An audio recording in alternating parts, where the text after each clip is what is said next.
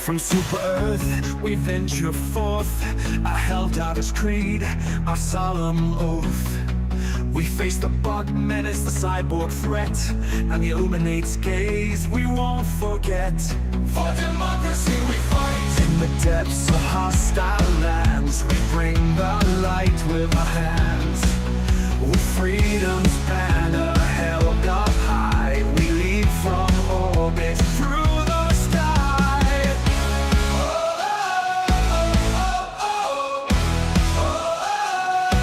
Democracy's roar, we echo the call. Against all odds we stand tall. In every drop of blood and sweat, for every war we won't forget.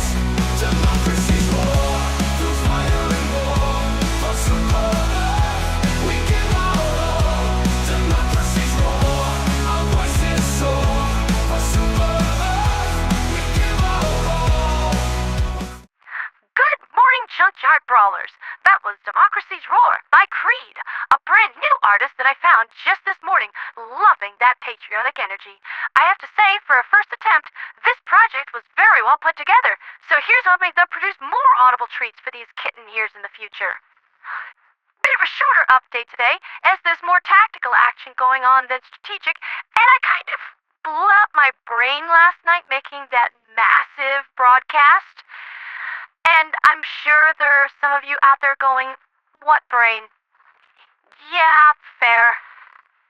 The main Liberation fleet is parked over Wezen, blasting this sun-dried tomato into an even finer layer of ash, and the Helldiver concentrations here are very high, nearing 60%, which is extremely good for a bot-related meteor order on an unpopular fire planet. Full liberation is projected in just over 19 hours.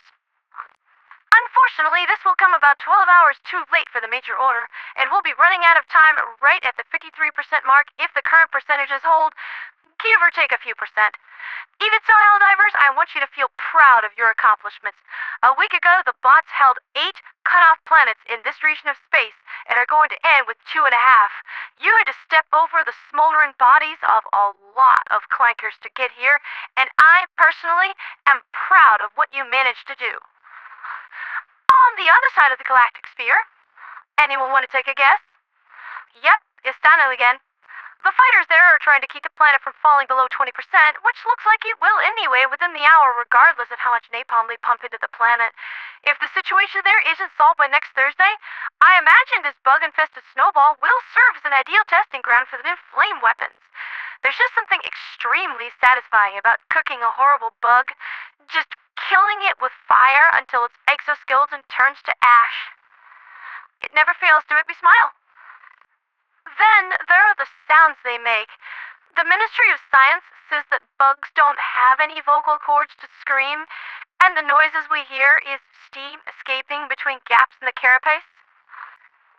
Yeah, that's not what's happening here. I've heard screams before. I've caused a few too, and you can interpret that however you like. Point is, these bugs are in agony. I mean, one's entire being set alight and boiling like a crab pot from the inside out. Do you know how painful that is?